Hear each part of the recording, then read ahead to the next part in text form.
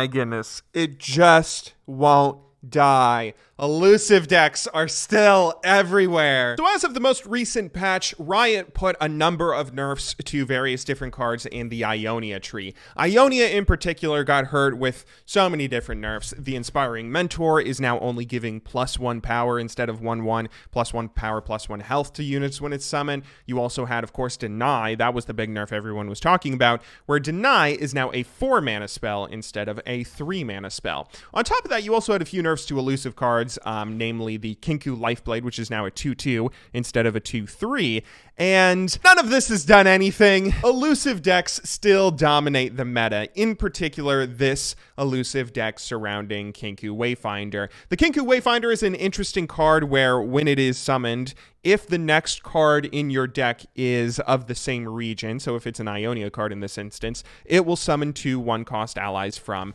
your deck. And in this circumstance, you're trying to summon 2 Omen Hawks, which will give +2/+2 when you summon 2 of them, +2/+2 to the next 2 cards in your deck.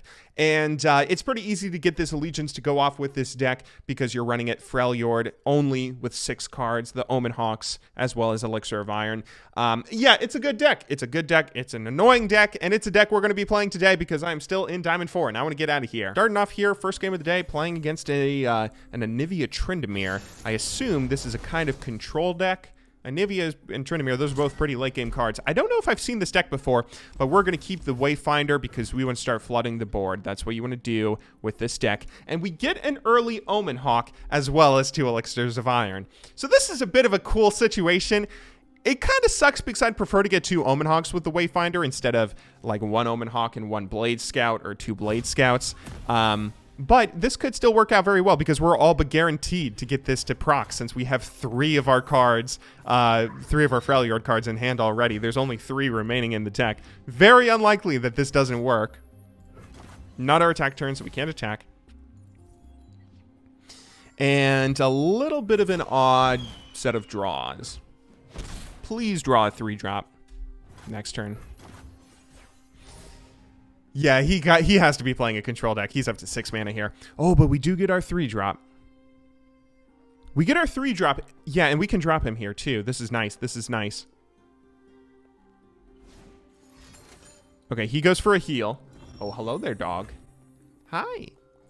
Yes, I love you too. Do not fear the shrouded path. Okay, so this is going to be interesting. This is going to be very interesting. So here, what we're going to be doing is doing the Kinku Wayfinder. There's no way this doesn't work. Thank goodness. Because we get the... I was kind of anticipating that. We're getting the plus... All right, so we'll use this.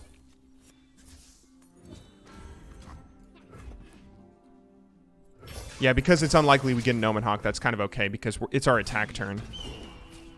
Now, I actually don't want to attack with him because that's a good trade for him anyway. Well... Maybe I do want to attack with him. I'm only getting the 1 thing. Yeah. And look at this board. We are dealing 15 damage here on turn 5. That he has to sacrifice the spider into. So he's down to 9 health on turn 5. And our next attack turn, we're pretty much going to be trying to win it. And you can kind of see how this deck works already. Here in our first game, we just get the perfect Wayfinder. Essentially, what you're doing is you're flooding the board, you know? You're flooding the board with unbelievable tempo. And, oh, I am so sorry, friend. He's trying to use some regeneration, lifesteal, or whatever to save himself, and he is not going to be able to. Oh, I should have played that. I'm a dumb dummy. Does it matter? Does it matter at all? Is there any justice in the world where bad players get punished for making mistakes? We're about to find out. 15 damage again. He has to stop at least 2 minions. What do you got, dude? He has 10 mana. We had to attack right away because his deck runs Ruination, which is a slow spell. So by attacking right away, we prevent him from using it. And does he have anything? Is he trying to figure out a combo of cards he can use to save himself? Or is he AFK because he quit? Please be the latter. I think he quit. Yeah, you can kind of see how the deck works here. You get unbelievable tempo. Uh-oh. That does not stop it. Yeah, you can see how the deck works here. You get unbelievable tempo with the Wayfinder as well as with your general curve, you know, the general 1-drop, 2-drop, 3-drop, all that jazz that you get. It's just fantastic. And on top of it all, you know, making cards elusive so you can't have your opponent trading into them unless they're running an elusive deck themselves. It's very tough to deal with, and easy victories that will come very quickly. So let's keep on grinding. That puts us up to 80 LP Diamond 4, I think.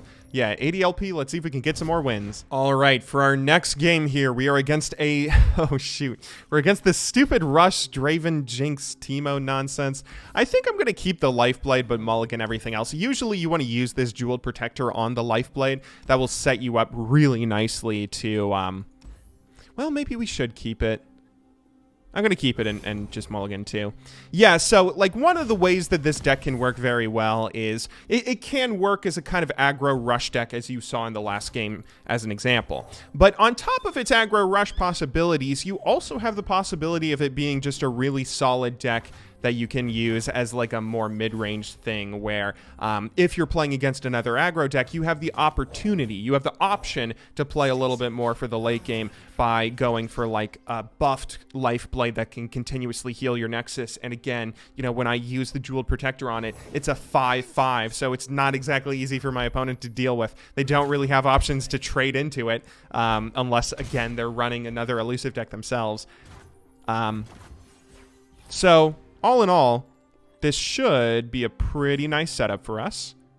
Oh, this is a really nice setup if he tries to play two things. We can do the Green Glade Duo and the Omen Hawk, and then kill the Boom Crew rookie. I probably want to trade him into the rookie anyway. The deck that he's playing, if you haven't seen it, it's a kind of annoying rush deck, aggro deck.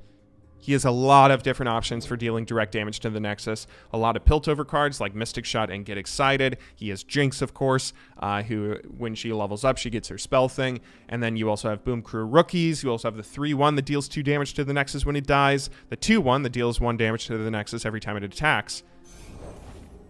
And this dude who deals a couple damage to both Nexuses. I think I'm going to play the Shadow Assassin. No.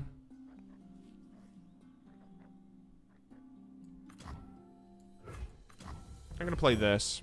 Everything's better with company. I'm going to play this and use Elixir of Iron on one of these. Don't want any trouble. Because he only has 1 mana. I don't think he has 1 damage he can buff him with. But even if he does, that's not a super big deal. Okay, so he does not. We get a nice setup here. I want to make sure I'm clearing his board as much as possible. And then the question is, do we try and live long enough to get the Jeweled Protector on the Lifeblade next turn? I think the answer is yes. Okay, so here's what we're going to do. We are going to use the Conspirator on the Omen Hawk again, drop the Omen Hawk to get +2/+2 on the next guys. This will also get this up to a pretty scary, what is that, 6/1? And we're going to have a lot of damage we can put out pretty directly onto his Nexus. Which, I mean, he's, yet again, he has nothing. Nothing he can do to deal with these elusive cards right now. He has no mana at the moment. And if he's using, you know, he's running a deck that has a lot of, you know, a lot of removal cards. He's running the Mystic Shots, the Get Exciteds. But if he uses those on our cards, then he completely throws all the tempo that he has out the door. We probably should have mulliganed these. We didn't need them. We didn't need this combo. This is a really sick combo when you need to outscale someone, when you need to play for the late game more than your opponent does. Or when your opponent's trying to rush you down earlier. But keeping them in the hand, in the starting hand, and not mulliganing is probably unnecessary. Because, hey, look at this. We rush him down. We win. at the end of turn 4, start of turn 5 when he surrenders. Good game. Well played. Let's keep going. Oh, look at this nice synergy. Both running the Ionia board. All right. Here, I want to keep everything, I think. We're playing against an Ezreal control deck, and we want to keep everything. So the Elixir of Iron, the reason you run this in this deck is because you want to use it like on a Zed. So for instance here, we're going to Omen Hawk turn 1. We're going to Zed turn 3 after passing turn 2, and then he's going to try and Mystic Shot the Zed, which we'll use the Elixir of Iron on to save. Then we can Wayfinder turn 4 and attack his face. That kind of combos is kind of important. This is the only way that you have to deal with control decks, so it's important for you to use this wisely. And this is one of the more difficult things to beat, you know. Or control decks in general, but specifically control decks that have a lot of opportunities for board removal. Those are the tougher decks for you to play this deck into, and they're kind of the counter to this deck, but you can still outrush them, or if they get bad draws, if they get bad mulligans, if they just get unlucky, they can certainly lose. Interesting. If you want to make a 3-1 trade, I will take that trade. Let's do a trade this, please. Trade this to stop the 1 damage to your Nexus. I'm begging you, dude. Make this trade. I dare ya. I triple dog dare ya. He's thinking about it. He might also have the Frostbite something with less than 3 health spell. Please do that if you have that. Nah, he's not going to. All right, fair enough. So here we will drop the Zed turn 3 and then Wayfinder turn 4, and assuming everything works, that will completely fill our board. That's a nice double Omen Hawk on the Green Glade duo. Ooh, interesting. Huh. I can't kill him. Oh, I could put the Green Glade out. You know what? Let's do this. This stops his tempo because he can't attack with the Ezreal. Yeah. And on top of that, this is another really solid combo that's kind of important to get off. So here, when we Wayfinder, which we have like 3 Freljords, there's no way this doesn't work. Boom. Now we have the 7-3. That's the other combo that can be really delicious. Are you kidding me? He has exactly 5 damage. Which I can't use the Elixir of Iron to do. Okay, fair enough. Really annoying. Makes me very sad. But we can still get potentially 9 damage out on his face. No sweat. Do I want to Elixir of Iron that? Probably not.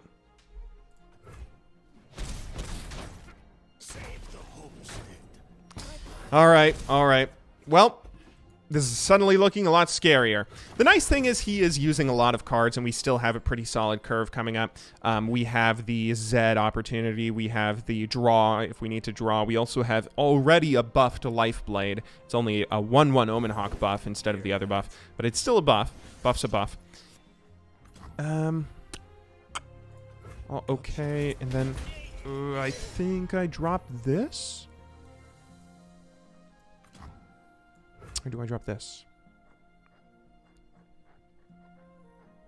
I'll drop this. This prevents Ezreal from attacking yet again.